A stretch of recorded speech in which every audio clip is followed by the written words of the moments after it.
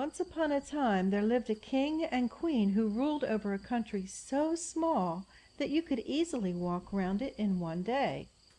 They were both very good, simple people, not very wise, perhaps, but anxious to be kind to everybody, and this was often a mistake, for the king allowed all his subjects to talk at once, and offer advice upon the government of the kingdom as well as upon private matters. And the end of it all was that it was very difficult to get any laws made, and still more to get anyone to obey them. Now, no traveler ever passed through the kingdom without inquiring how it came to be so small, and this was the reason. As soon as Petaldo, for that was the king's name, had been born, his father and mother betrothed him to the niece of their friend the Fairy Gangana, if she should ever have one. But as the years passed on, and Gangana was still without a niece, the young prince forgot all about his destined bride, and when he was 25 he secretly married the beautiful daughter of a rich farmer, with whom he had fallen violently in love. When the fairy heard the news, she fell into a violent rage, and hurried off to tell the king. The old man thought in his heart that his son had waited quite long enough, but he did not dare to say so, lest some dreadful spell might be thrown over them all, and they should be changed into birds or snakes, or, worst of all, into stones. So much against his will he was obliged to disinherit the young man, and to forbid him to come to court. Indeed, he would have been a beggar had it not been for the property his wife had had given her by the farmer, which the youth obtained permission to erect into a kingdom. Most princes would have been very angry at this treatment, especially as the old king soon died, and the queen delighted to reign in his place.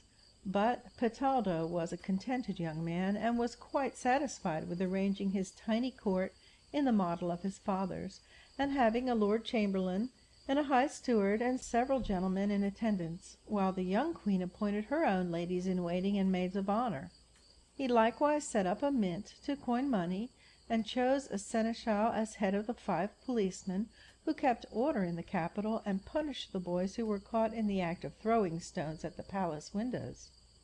The first to fill the important office was the young king's father-in-law, an excellent man of the name of Caboci.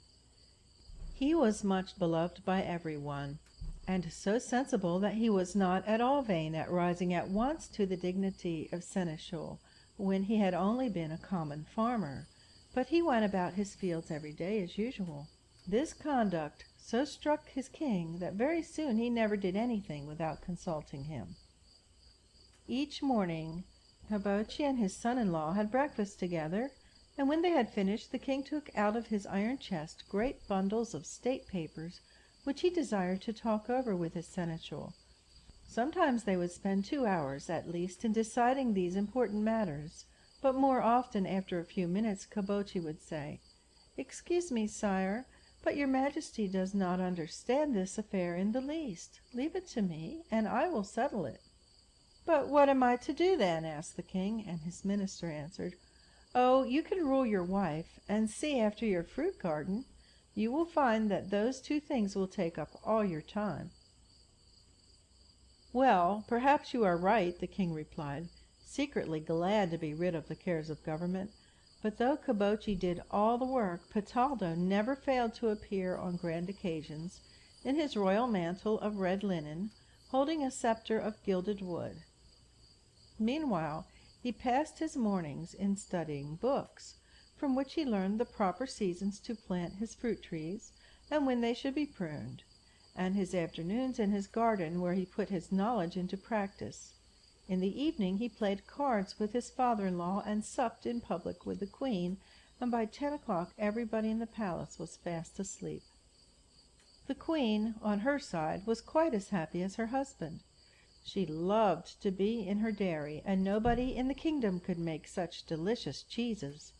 But however busy she might be, she never forgot to bake a little barley cake, and make a tiny cream cheese, and to put them under a particular rose tree in the garden. If you had asked her whom they were for and where they went to, she could not have told you, but would have said that on the night of her marriage a fairy had appeared to her in a dream and had bidden her to perform this ceremony.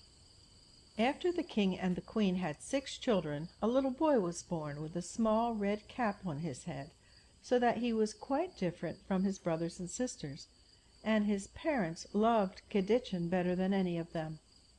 The years went on, and the children were growing big, when one day, after Galette the queen had finished baking her cake, and had turned it out on a plate, a lovely blue mouse crept up the leg of the table and ran to the plate.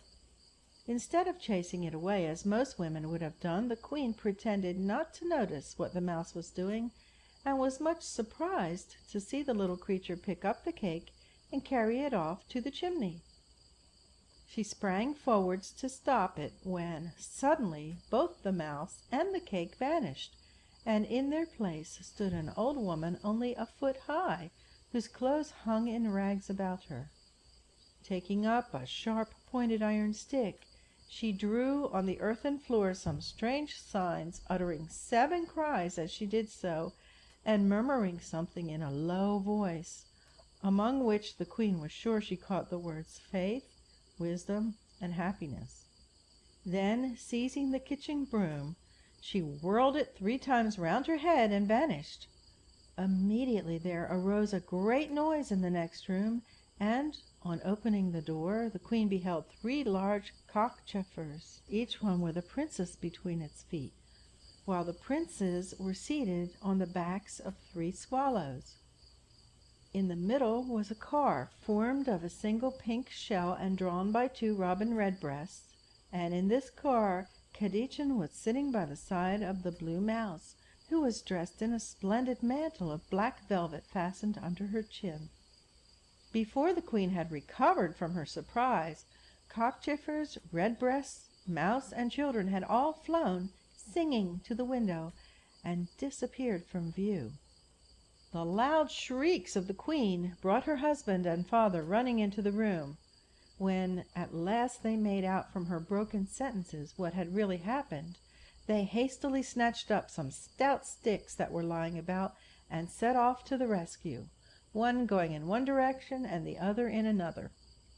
For at least an hour the queen sat sobbing where they had left her, when at last she was roused by a piece of folded paper falling at her feet.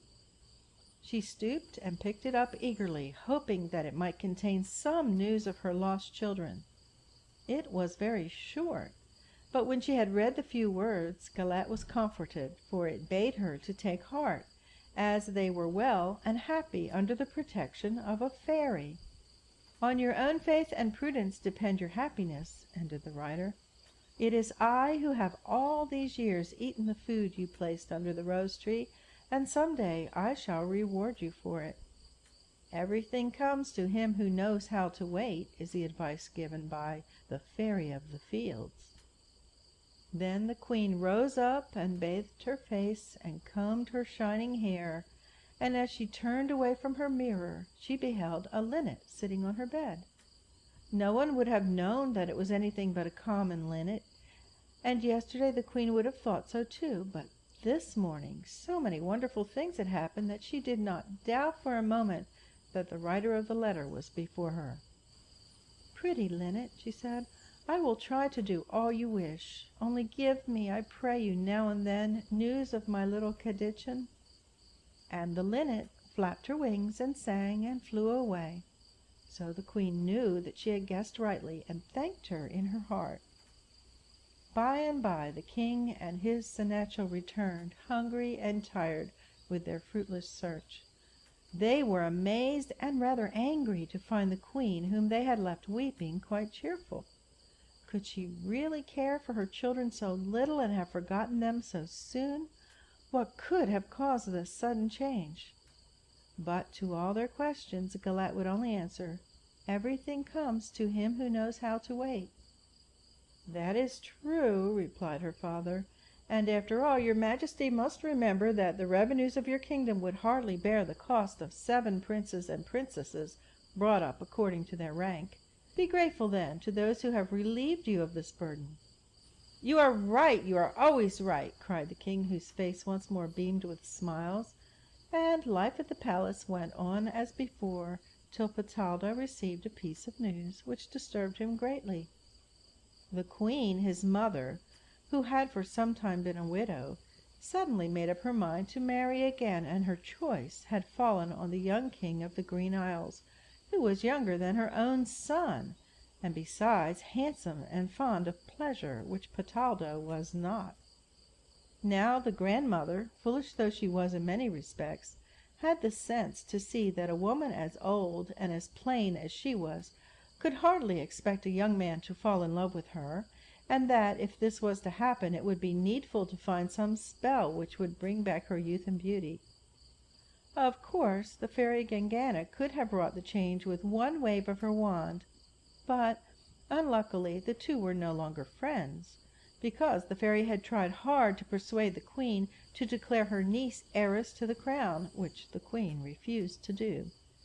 Naturally, therefore, it was no use asking the help of Gangana to enable the queen to take a second husband who would be certain to succeed her, and messengers were sent out all over the neighboring kingdoms seeking to find a witch or a fairy who would work the wished-for miracle. None, however, could be found with sufficient skill, and at length the queen saw that if ever the king of the Green Isles was to be her husband, she must throw herself on the mercy of the Fairy Gangana. The fairy's wrath was great when she heard the queen's story, but she knew very well that, as the king of the Green Isles had spent all his money, he would probably be ready to marry even an old woman, like her friend, in order to get more. So, in order to gain time, she hid her feelings and told the queen that in 3 days the spell would be accomplished. Her words made the queen so happy that 20 years seemed to fall from her at once, and she counted not only the hours but the minutes to the appointed time. It came at last, and the fairy stood before her in a long robe of pink and silver, held up by a tiny brown dwarf, who carried a small box under his arm. The queen received her with all the marks of respect that she could think of, and at the request of Gangana ordered the doors and windows of the great hall to be closed and her attendants to retire, so that she and her guests might be quite alone.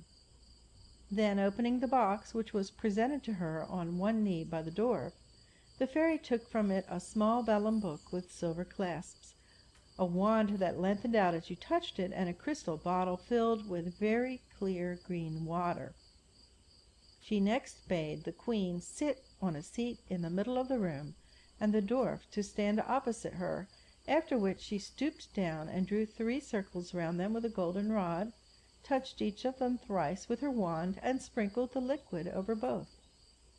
Gradually the queen's big features began to grow smaller, and her face fresher, while at the same time the dwarf became about twice as tall as he had been before.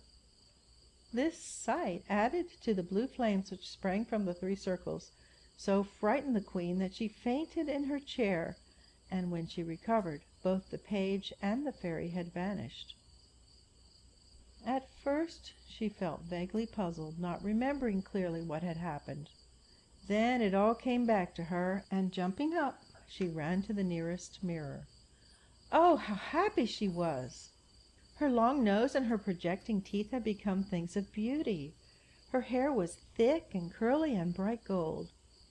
The fairy had indeed fulfilled her promise, but in her hurry and pleasure the queen never noticed that she had not been changed into a beautiful young lady, but into a very tall little girl of 8 or 9 years old.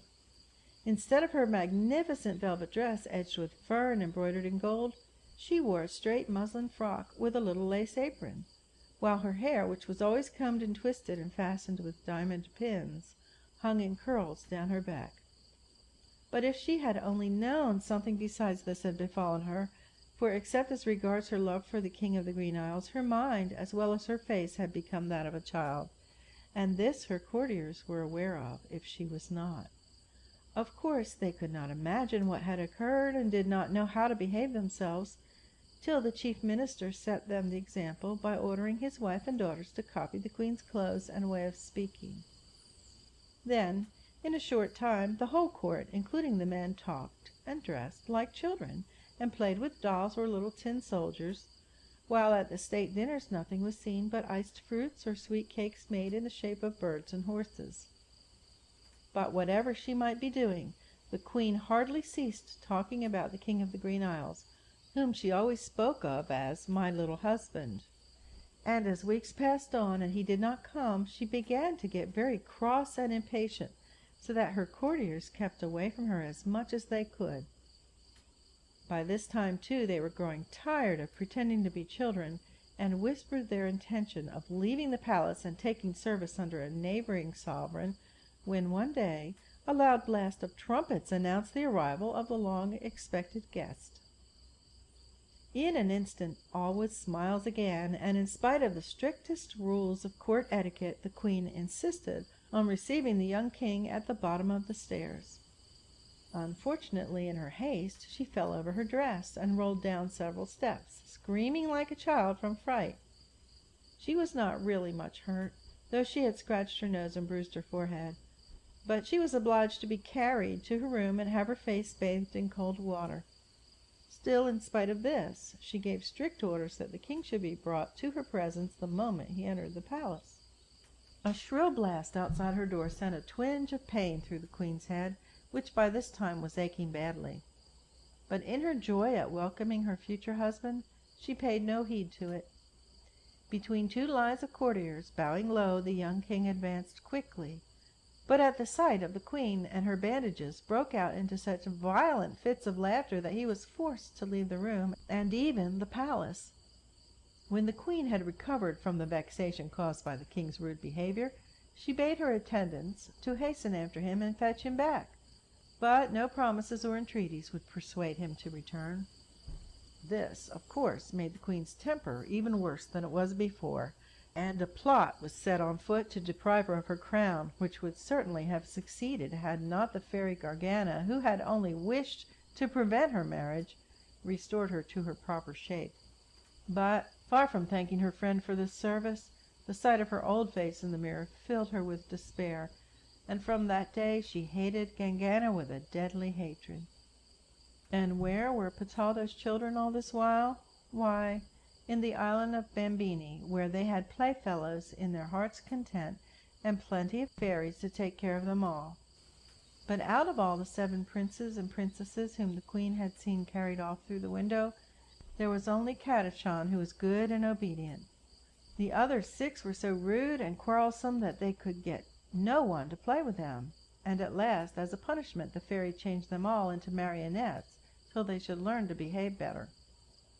Now, in an unlucky moment, the Fairy of the Fields determined to visit her friend the Queen of the Fairies, who lived in a distant island, in order to consult her as to what was to become of Catachan. As she was entering the hall of audience, Gangana was leaving it, and sharp words were exchanged between them. After her enemy had flown off in a rage, the Fairy of the Fields poured out the whole story of Gangana's wickedness to the queen, and implored her counsel. "Be comforted," answered the Fairy Queen. "For a while she must work her will, and at this moment she is carrying off Catachan to the island where she still holds her niece captive. But should she make an evil use of the power she has, her punishment will be swift and great. And now I will give you this precious phial. Guard it carefully, for the liquid it contains will cause you to become invisible and safe from the piercing eyes of all fairies, and against the eyes of mortals it has no charm." With a heart somewhat lighter, the Fairy of the Fields returned to her own island, and, the better to protect the 6 new marionettes from the wicked fairy, she sprinkled them with a few drops of the liquid, only avoiding just the tips of their noses, so that she might be able to know them again. Then she set off for the kingdom of Pataldo, which she found in a state of revolt, because, for the first time since he had ascended the throne, he had dared to impose a tax. Indeed, matters might have ended in a war, or in cutting off the king's head, had not the fairy discovered a means of contenting everybody, and of whispering anew to the queen that all was well with her children, for she dared not tell her of the loss of Catachan. And what had become of Catachan? Well, the Fairy of the Fields had found out, by means of her books, which had told her that the poor little boy had been placed by Gangana in an enchanted island round which flowed a rapid river, sweeping rocks and trees in its current. Besides the river, the island was guarded by 24 enormous dragons, breathing flames and forming a rampart of fire, which it seemed as if none could pass. The Fairy of the Fields knew all this, but she had a brave heart, and determined that by some means or other she would overcome all obstacles and rescue Catachan from the power of Gangana. So, taking with her the water of invisibility, she sprinkled it over her, and mounting her favorite winged lizard, set out for the island. When it appeared in sight, she wrapped herself in her fireproof mantle. Then, bidding the lizard return home, she slipped past the dragons and entered the island. Scarcely had she done so than she beheld Gangana approaching her, talking loudly and angrily to a genius who flew by her side. From what she said, the fairy learned that Pataldo's mother, the old queen, had died of rage on hearing of the marriage of the king of the Green Isles to a young and lovely bride, and instead of leaving her kingdom to Gangana, had bequeathed it to one of the children of her son Pataldo. "But all the trouble I have had with that foolish old woman shall not go for nothing," cried Gangana. "Go at once to my stables and fetch out the strongest and swiftest griffins you can find in the stalls, and harness them to the yellow coach. Drive this with all the speed you may to the Isle of Bambini, and carry off the 6 children of Pataldo that are still there. I will see to Pataldo and Galette myself. When I have got them all safe here, I will change the parents into rabbits and the children into dogs. As for Catachan, I have not quite made up my mind what I shall do with him." The Fairy of the Fields did not wait to hear more. No time was to be lost in seeking the help of the Fairy Queen if Pataldo and his family were to be saved from this dreadful doom. So, without waiting to summon her lizard, she flew across the island and past the dragons till her feet once more touched the ground again. But at that instant a black cloud rolled over her. Loud thunder rent the air, and the earth rocked beneath her. Then wild lightnings lit up the sky, and by their flashes she saw the 24 dragons fighting together, uttering shrieks and yells, till the whole earth must have heard the uproar. Trembling with terror, the fairy stood rooted to the spot, and when day broke, island, torrent, and dragons had vanished, and in their stead was a barren rock. On the summit of the rock stood a black ostrich, and on its back were seated Catachan and the little niece of the Fairy Gangana, for whose sake she had committed so many evil deeds. While the Fairy of the Fields was gazing in surprise at this strange sight, the ostrich spread its wings and flew off in the direction of the Fortunate Isle, and, followed unseen by the good fairy, entered the great hall where the queen was sitting on her throne. Proud and exultant was Gangana in her new shape, for, by all the laws of fairydom, if she succeeded in laying Catachan at the feet of the queen, and received him back from her, he was in her power for life, and she might do with him as she would. This the good fairy knew well, and pressed on with all her strength, for the dreadful events of the night had almost exhausted her. But with a mighty effort she snatched the children away from the back of the ostrich and placed them on the lap of the queen. With a scream of baffled rage, the ostrich turned away, and Gangana stood in her place, waiting for the doom which she had brought upon herself. "You have neglected all my warnings," said the queen, speaking more sternly than any fairy had ever heard her, "and my sentence is that during 200 years you will lose all your privileges as a fairy, and under the form of an ostrich shall become the slave of the lowest and wickedest of the genii whom you have made your friends. As for these children, I shall keep them with me, and they shall be brought up at my court." And so they were, until they grew up and were old enough to be married. Then the Fairy of the Fields took them back to the kingdom of the old queen, where Pataldo was now reigning.